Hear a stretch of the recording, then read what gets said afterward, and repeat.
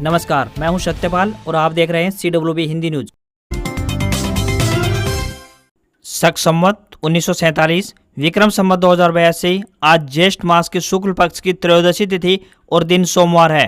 तदनुसार अंग्रेजी तारीख 9 जून सन 2025। त्रयोदशी तिथि सुबह 9:36 तक रहेगी। उसके बाद चतुर्दशी तिथि प्रारंभ हो जाएगी। सबसे पहले आज की सुर्खियां। हिसार चंडीगढ़ के बीच आज से शुरू होगी हवाई उड़ान, बताएंगे किराया और टाइमिंग।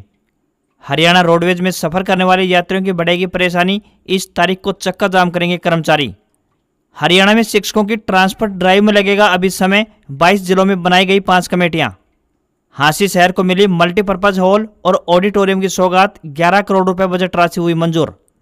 हरियाणा में 5 नए जिले बनने में रुकावट, जाति जनगणना के फैसले से मुश्किलें बढ़ी, शहर पैरामीटर में भी फिट नहीं बैठे, 4 वजह सामने आई। प्रधानमंत्री सूर्य घर योजना के तहत रोहतक में मॉडल सोलर गांवों की होगी प्रतियोगिता, इनाम में मिलेंगे 1 करोड़ रुपए। गुरुग्राम में हर 5वां सैंपल कोरोना पॉजिटिव, 10 नए मरीज मिले, कुल संख्या 76 के पार पहुंची। हर सेक्टर से मिल रहे हैं केस, टेस्टिंग बढ़ेगी। हरियाणा में प्राइवेट स्कूल्स अपडेट। हरियाणा के 1680 प्राइवेट स्कूलों में एडमिशन बैन, जानेंगे शिक्षा विभाग ने क्यों लिया ये अहम फैसला। और गुरुग्राम के इस चौक पर नहीं लगेगा जाम, एक्सप्रेसवे पर चढ़ने के लिए खुला नया कट। और अब खबरें विस्तार से। हरियाणा में एक बार फिर से गर्मी अपना रौद्र रूप दिखाना शुरू कर चुकी है। गर्मी के साथ साथ उमस ने भी लोगों की परेशानियां बढ़ाने का काम किया है। अब से कुछ दिन पहले तक हुई झमाझम बरसात से जहां लोगों को चिपचिपाती गर्मी से राहत मिली, लेकिन अब फिर से भीषण गर्मी का दौर प्रारंभ होने वाला है। इसका असर अब से दिखाई देना शुरू हो चुका है। प्रदेश के 9 शहरों का तापमान 40 डिग्री सेल्सियस को पार कर चुका है। 44 डिग्री सेल्सियस तापमान के साथ सिरसा जिला सबसे ज्यादा गर्म रहा। मौसम विभाग का कहना है कि आने वाले दिनों में बरसात के आसार न के बराबर है। आज यानी 9 जून से प्रदेश के 11 जिलों सिरसा, फतेहाबाद, हिसार, भिवानी, चरखी दादरी, महेंद्रगढ़, झज्जर, रोहतक, पलवल, रेवाड़ी और मेवात में लू के थपेड़े महसूस किए जाएंगे। चौधरी चरण सिंह हरियाणा कृषि विश्वविद्यालय के कृषि मौसम विज्ञान विभाग के अध्यक्ष डॉक्टर मदन लाल द्वारा दी गई जानकारी के अनुसार आमतौर पर प्रदेश में 9 जून तक मौसम खुश्क बना रहेगा। इस दौरान उत्तर पश्चिमी और पश्चिमी हवाएं चलने की भी आशंका बनी हुई है। इससे दिन के तापमान में इजाफा दर्ज किया जाएगा। बीच में हल्के बादल और कहीं कहीं धूल भरी हवाएं भी चलने की संभावना बनी हुई है। 9 से लेकर 11 जून के दौरान प्रदेश के दक्षिणी और दक्षिणी पश्चिमी इलाकों में अधिकतम तापमान 43 डिग्री सेल्सियस से लेकर 45 डिग्री सेल्सियस तक दर्ज किया जा सकता है।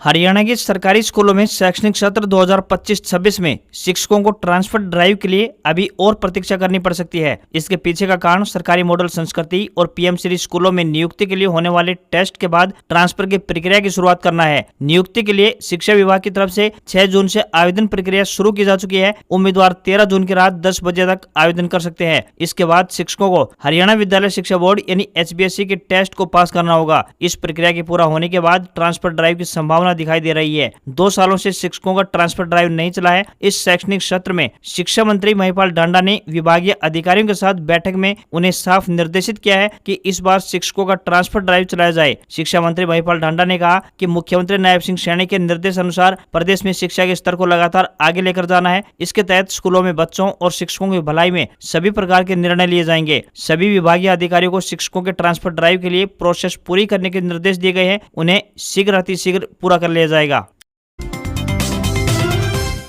हरियाणा के लोगों के लिए जरूरी खबर सामने आ रही है। सरकार की ओर से Delhi Jaipur national highway NH 48 पर गुरुग्राम के खेड़की दोला टोल प्लाजा को मानेसर से अब पंचगांव में शिफ्ट किया जाएगा। सरकार की इस पहल से ड्यूटी जाने वाले लाखों लोगों को इसका फायदा मिलेगा। इस प्लाजा को गुरुग्राम से 15 किलोमीटर दूर पंचगांव में ट्रांसफर किया जा रहा है। ऐसे में दिल्ली और मानेसर के बीच सफर करने वाले चालकों को टोल नहीं देना पड़ेगा। ऐसा कहा जा रहा है कि केंद्रीय सड़क परिवहन और राजमार्ग मंत्री नितिन गडकरी ने इस योजना को मंजूरी दी है। ऐसा भी सामने आया है कि ज्यादा भीड़ भाड़ न हो तो इसके लिए NHAI multi lane free flow toll संग्रह प्रणाली लागू की जाएगी। इसके अलावा हरियाणा सरकार की ओर से हाईवे अथॉरिटी को करीब 28 एकड़ जमीन उपलब्ध करवाई गई है। बताया जा रहा है कि पंचगांव में टोल सिस्टम को ट्रांसफर करने और शुरू करने की प्रक्रिया में तकरीबन 6 महीने लग सकते हैं। ऐसा माना जा रहा है कि पंचगांव टोल के लिए एक अच्छी जगह है क्योंकि यह गुरुग्राम और मानेसर से आगे है। पंचगांव में वेस्टर्न पेरिफेरल एक्सप्रेसवे और NH 48 का एक इंटरचेंज है, इसलिए ये नया टोल टैक्स प्लाजा चौराहे से आगे नहीं हो सकता था।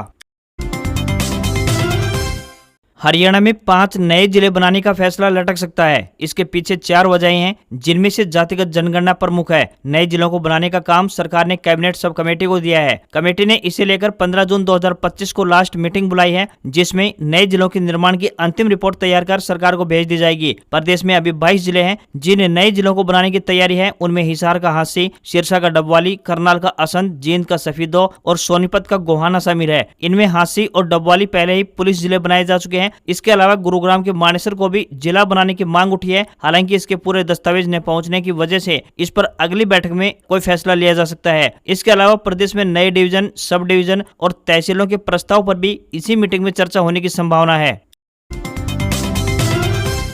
हरियाणा के जींद में सफेदों से भाजपा विधायक रामकुमार गौतम ने कहा कि आज सांसद यानी एमपी और विधायक यानी एमएलए की कोई इज्जत नहीं बची। विधायक के पास आज कुछ नहीं है, बस घूम फिर कर आ जाते हैं, काम कराने की पावर ही नहीं है। साल 2024 में विधानसभा चुनाव से पहले जननायक जनता पार्टी यानी जेजेपी से इस्तीफा देने पर रामकुमार गौतम ने कहा कि एमएलए को पहले इस्तीफा देना पड़ता है, इसके बाद पार्टी छोड़नी पड़ती है, मगर मैंने पहले पार्टी छोड़ी। इस्तीफा देने का कारण पार्टी का एक गलत फैसला था, इसे लेकर मैं नाराज था। जजपा ने उनसे ही समझौता कर लिया जिसने पहले पार्टी को खत्म किया था। रामकुमार गौतम जींद के पिल्लू खेड़ा में भगवान परशुराम सेवा समिति की तरफ से आयोजित अभिनंदन समारोह में पहुंचे थे। रामकुमार गौतम ने आगे कहा कि लोगों को एंटी डिफेक्शन लॉ यानी दल बदल कानून के खिलाफ कोई लड़ाई लड़ने की जरूरत है। एंटी डिफेक्शन कानून नहीं होता तो मुझे आज जेजेपी नहीं छोड़नी पड़ती। इसी कानून के कारण एमएलए और एमपी की कोई वैल्यू नहीं बची है। लोगों को इसके खिलाफ लड़ाई लड़नी चाहिए ताकि इनकी इज्जत बनी रहे। विधायक और सांसदों की इज्जत बढ़ेगी तो जनता के काम भी नेता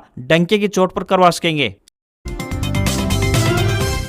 हरियाणा के रोहतक जिले के बिजली उपभोक्ताओं के लिए अच्छी अपडेट आ रही है। प्रदेश के रोहतक जिले में प्रधानमंत्री सूर्य घर मुफ्त बिजली योजना के तहत आदर्श सोलर गांव विकसित किया जाएगा। मीडिया रिपोर्ट से मिली जानकारी के अनुसार यह मॉडल सोलर गांव प्रतियोगिता का आयोजन किया जाएगा, जिसमें पीएम सूर्य घर मुफ्त बिजली योजना के तहत हिस्सा लेने वाले जिले के 44 गाँव का चयन हुआ है। इस योजना के निर्देशानुसार मॉडल सोलर गाँव के लिए जो गाँव चयनित हुए हैं उनमें प्रतियोगिता का आयोजन करवाया जाएगा। जो गाँव उत्कृष्ट प्रदर्शन करेंगे उनमें सोलर ऊर्जा के ढांचे को विकसित करने के लिए 1 करोड़ रुपए की राशि पुरस्कार स्वरूप प्रदान की जाएगी। बता दें कि इस योजना का उद्देश्य हर जिले में सोलर से युक्त गांव विकसित करना और लोगों को ऊर्जा के लिए हरित और स्वच्छ ऊर्जा के इस्तेमाल को बढ़ावा देने पर बल देना है। इस प्रतियोगिता में जो गांव अच्छा प्रदर्शन करेंगे उन्हें सोलर एनर्जी ढांचा विकसित करने के लिए 1 करोड़ रुपए का पुरस्कार प्रदान किया जाएगा।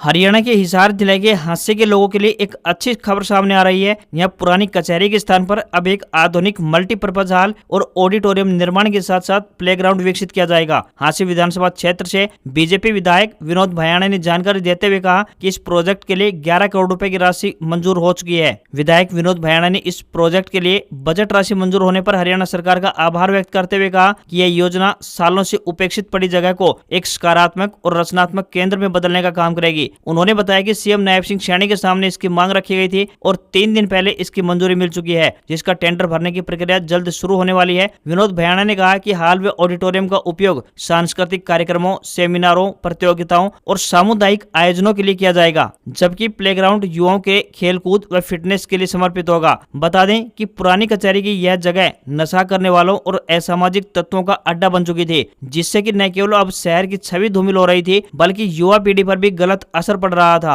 अब इस जगह पर आधुनिक सुविधाओं से युक्त परिसर बनने से नशेड़ियों का सफाया होगा और युवा वर्ग को खेल व सांस्कृतिक गतिविधियों के लिए एक बेहतर मंच की भी सुविधा मिलेगी।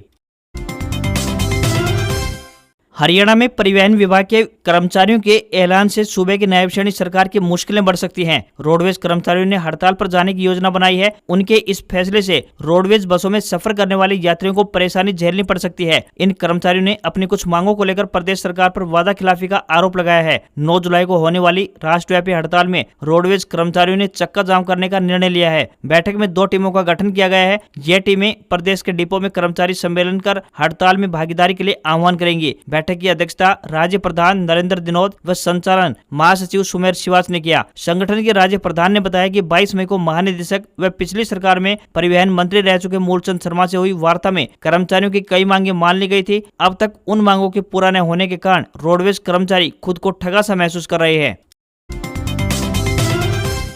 राष्ट्रीय राजधानी दिल्ली और भगवान श्री राम की नगरी अयोध्या के लिए फ्लाइट सेवा शुरू होने के बाद हिसार स्थित महाराजा अग्रसेन एयरपोर्ट से एक और अच्छी खबर सामने आ रही है। आज यानी 9 जून से हिसार एयरपोर्ट से चंडीगढ़ के लिए हवाई सेवा शुरू हो रही है। सीएम नायब सिंह सैनी इस हवाई सेवा को हरी झंडी दिखाकर रवाना करेंगे। स्थानीय लोगों ने चंडीगढ़ के लिए हवाई सेवा शुरू करने पर हरियाणा सरकार का आभार व्यक्त करते हुए खुशी जाहिर की है। एयरपोर्ट अथॉरिटी ने अलायंस एयर की ATR 72 सीटर हवाई जहाज को सप्ताह में 2 दिन चंडीगढ़ के लिए उड़ान भरने के लिए स्लॉट जारी कर दिया है। तय शेड्यूल के मुताबिक चंडीगढ़ से हिसार की पहली उड़ान दोपहर 3:20 बाद रवाना होगी, शाम 4:30 बजे हिसार पहुंचेगी। इसी तरह वापसी में बात करें तो हिसार की शाम 4:55 पर उड़ान भरकर शाम को 5:55 पर चंडीगढ़ पहुंचेगी। यानी अब हवाई सेवा के लिए मात्र 1 घंटे में हिसार से चंडीगढ़ के बीच की दूरी तय कर सकेंगे। Alliance air Hisar Chandigarh route पर फ्लेक्सी किराया मॉडल के तहत बुकिंग कर रही है, जिसमें किराया 1449 रुपए से लेकर 1704 रुपए के बीच निर्धारित किया गया है। बता दें कि हिसार चंडीगढ़ के बीच की दूरी तकरीबन 250 किलोमीटर है और सड़क मार्ग से इस दूरी को तय करने में लगभग 4 घंटे का समय लगता है। तो वहीं ट्रेन से बात करें तो ट्रेन से लगभग 7 घंटे का समय लगता है। ऐसे में अब हवाई मार्ग से यात्रा करने पर यह समय घटकर मात्र 1 घंटा रह जाएगा।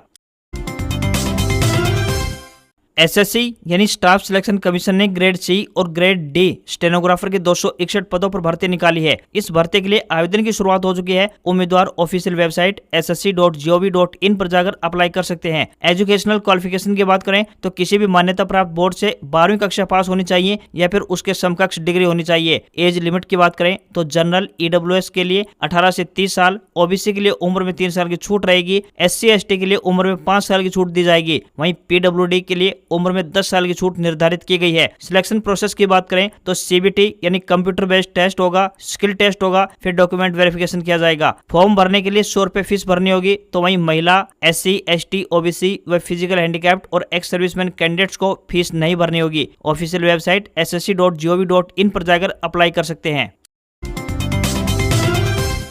सरकारी स्कूलों में पढ़ने वाले विद्यार्थियों के लिए बड़ी राहत की खबर है। अब 12वीं कक्षा तक के छात्रों को मुफ्त किताबें दी जाएंगी। बता दें कि चंडीगढ़ प्रशासन ने विद्यार्थियों की सुविधा को देखते हुए ये अहम फैसला लिया है। यह व्यवस्था अगले शैक्षणिक सत्र से लागू कर दी जाएगी। बता दें कि अभी तक शहर की सरकारी स्कूलों यानी कि गवर्नमेंट स्कूलों में केवल 8वीं कक्षा तक के बच्चों को मुफ्त किताबें प्रदान की जा रही थी। इस सुविधा से विशेष रूप से EWS कैटेगरी के उन विद्यार्थियों को राहत मिलेगी जो 11वीं और 12वीं कक्षा में पढ़ाई जारी रखना चाहते हैं। इस नियम को लेकर प्रशासक गुलाब चंद कटारिया द्वारा स्वीकृति प्रदान कर दी गई है। प्रशासन योग्य विद्यार्थियों को प्रतियोगी परीक्षाओं की तैयारी के लिए भी कोचिंग देने की योजना पर काम कर रहा है। विशेष रूप से वे विद्यार्थी जो UPSC की तैयारी करना चाहते हैं, उन्हें 12वीं कक्षा में 85% से अधिक अंक लाने पर मुफ्त कोचिंग की सुविधा प्रदान की जाएगी। बिना प्राइवेट कोचिंग पर खर्च किए अब विद्यार्थी बड़ी परीक्षाओं की तैयारी कर पाएंगे। पिछले वर्ष हुए डोर टू डोर सर्वे के आधार पर ये योजना बनाई जा रही है। इस सर्वे में यह बात सामने आई थी कि कई मेधावी छात्र पैसों की कमी के कारण उच्च शिक्षा प्राप्त नहीं कर पाते। ऐसे में इस तरह की फ्री कोचिंग की सुविधा विद्यार्थियों के लिए काफी फायदेमंद साबित होगी। यह पहल न सिर्फ छात्रों की शैक्षणिक सहायता करेगी बल्कि उन्हें भविष्य के लिए बेहतर अवसर भी देगी। गुरुग्राम में कोरोना के बढ़ते मामलों ने स्वास्थ्य विभाग की चिंता बढ़ा दी है। रविवार को 10 नए कोविड-19 मरीजों की पुष्टि हुई है, जिसके बाद स्वास्थ्य विभाग और प्रशासन ने सतर्कता बढ़ाने के निर्देश जारी किए हैं। पिछले 1 महीने में 76 से ज्यादा मरीजों की पहचान हो चुकी है और हर 5वां व्यक्ति टेस्टिंग में पॉजिटिव पाया जा रहा है। विशेषज्ञों का कहना है कि अगर जांच का दायरा बढ़ाया गया तो मरीजों की संख्या में और इजाफा हो सकता है। रविवार को सामने आए 10 नए मरीज अलग अलग सेक्टरों से हैं और सभी होम आइसोलेशन में हैं। मरीजों की उम्र 21 से 43 साल के बीच है। खास बात यह है कि किसी की भी हाल ही में कोई ट्रैवल हिस्ट्री भी नहीं मिली, जिससे साफ है कि संक्रमण अब लोकल लेवल पर फैल रहा है। डिप्टी CMO डॉक्टर JP रजनीवाल ने बताया कि सभी मरीजों की स्थिति स्थिर है और वे होम आइसोलेशन में उपचार ले रहे हैं। साथ ही उन्होंने कोविड प्रोटोकॉल का पालन करने, मास्क पहनने और सामाजिक दूरी बनाए रखने की सलाह दी है। उन्होंने बताया कि प्रशासन ने सभी सरकारी और निजी अस्पतालों को विशेष कोविड वार्ड तैयार करने के लिए निर्देश जारी कर दिए हैं, ताकि जरूरत पड़ने पर मरीजों को तुरंत भर्ती किया जा सके। इसके अलावा टेस्टिंग की संख्या बढ़ाने पर भी जोर दिया जा रहा है, ताकि संक्रमण के प्रसार को जल्द से जल्द नियंत्रित किया जा सके। स्वास्थ्य विभाग ने शहर में कई स्थानों पर टेस्टिंग कैंप लगाने की योजना बनाई है। उन्होंने नागरिकों से अफवाहों पर ध्यान न देने और केवल आधिकारिक सूचनाओं पर भरोसा करने की अपील भी की। दूरसंचार विभाग यानी डॉट ने लोगों को मोबाइल टावर लगाने के नाम पर हो रही धोखाधड़ी के खिलाफ आगाह किया है। जालसाज लोगों को मैसेज भेजकर टावर लगाने के बदले पैसे वसूल रहे हैं। News agency PIB fact check ने इन मैसेज को फर्जी बताते हुए लोगों से सावधान रहने की सलाह दी है। डॉट ने कहा कि उसकी और भारतीय दूरसंचार विनियामक प्राधिकरण यानी ट्राई की तरफ से इस तरह का कोई मैसेज नहीं भेजा गया है। साइबर अपराधी लोगों को मंथली किराया देने के बदले घर की छत या फिर खाली जमीन या फिर खाली प्लॉट पर मोबाइल टावर लगवाने का लालच देते हैं। उनके द्वारा ऐसा लेटर तैयार किया जाता है जो सरकारी आदेश की तरह नजर आता है। इसकी भाषा भी बिल्कुल सरकारी दस्तावेज की तरह दिखती है। इसमें टावर लगवाने के बदले 5,000 रुपए कंपनी के वकील के खाते में जमा करवाने को कहा जाता है। कुछ लोग इस झांसे में आकर ठगी का शिकार हो रहे हैं। ट्राई ने कहा है कि उसकी तरफ से मोबाइल टावर लगाने के लिए कोई एनओसी जारी नहीं की जाती है। अगर इस तरह का कोई मैसेज आपको मिलता है तो यह पूरी तरह से फर्जी है। ट्राई ने कहा है कि इस तरह का मैसेज आने पर किसी भी तरह का लेन देन करने से बचें और अपने नजदीकी थाने में फ्रॉड की शिकायत दर्ज करवाएं। हरियाणा शिक्षा विभाग की ओर से बड़ी कार्रवाई करते हुए गैर मान्यता प्राप्त 1680 प्राइवेट स्कूलों का मैनेजमेंट इंफॉर्मेशन सिस्टम यानी MIS पोर्टल बंद कर दिया गया है। सरकार की ओर से उन स्कूलों के खिलाफ कार्रवाई की गई है जिन्होंने राइट टू एजुकेशन यानी RTE के तहत खाली सीटों की जानकारी नहीं दी है। इन स्कूलों में अभी एडमिशन प्रक्रिया को रोक दिया गया है। मौजूदा समय में इन स्कूलों में पढ़ने वाले स्टूडेंट्स को लिविंग सर्टिफिकेट दिया जा रहा है ताकि स्टूडेंट्स दूसरे किसी मान्यता प्राप्त स्कूलों में दाखिला ले सकें। जानकारी के मुताबिक शिक्षा विभाग की ओर से यह कार्रवाई प्रदेश के करीब 10,744 प्राइवेट स्कूलों की जांच के दौरान की गई है। ऐसा कहा जा रहा है कि शिक्षा विभाग बहुत जल्द 1680 स्कूलों को मैनेजमेंट इंफॉर्मेशन सिस्टम यानी MIS पोर्टल से पूरी तरह हटा देगा। ऐसा कहा जा रहा है कि शिक्षा विभाग की ओर से प्रदेश के प्राइवेट स्कूलों में योग्य स्टूडेंट्स का RTE के तहत एडमिशन किया जा रहा है। इसी कड़ी में विभाग की ओर से 10,744 निजी स्कूलों से खाली सीटों की जानकारी मांगी गई थी। इसके अलावा स्कूलों से मान्यता प्राप्त डॉक्यूमेंट्स भी मांगे गए थे, जिनमें से 9,064 स्कूलों ने जानकारी दे दी थी। अगर इनमें से स्कूलों की मान्यता से जुड़े डॉक्यूमेंट्स में गड़बड़ मिलती है तो भी उसे गैर मान्यता प्राप्त स्कूल की श्रेणी में माना जाएगा। रिजर्व बैंक की ब्याज दरों में कटौती के बाद भारतीय शेयर बाजार के लिए ये हफ्ता काफी अहम होने वाला है। BSE सेंसेक्स और निफ्टी 50 जैसे इंडेक्स पिछले हफ्ते थोड़ा स्थिर हुए, लेकिन अब कई घरेलू और वैश्विक घटनाएं बाजार की दिशा और चाल तय करेंगे। महंगाई के आंकड़े, अमेरिका की टैरिफ नीतियां और विदेशी निवेशकों का रुख जैसे फैक्टर बाजार को प्रभावित कर सकते हैं। निफ्टी 50 इस समय अहम स्तर पर भी है। 10 और 11 जून यानी इन 2 दिनों में बाजार में तेज उतार चढ़ाव और ट्रेडिंग के लिए अच्छे मौके मिल सकते हैं। इस हफ्ते भारत का रिटेल महंगाई डेटा यानी CPI आएगा, जो भारतीय बाजार के लिए भी बहुत अहम होगा। आज खबरों में बस इतना ही। देखते रहिए आपका अपना हरियाणा का सबसे बेहतरीन news channel CWB Hindi news. नमस्कार। इसी आशा के साथ आपका दिन शुभ रहे।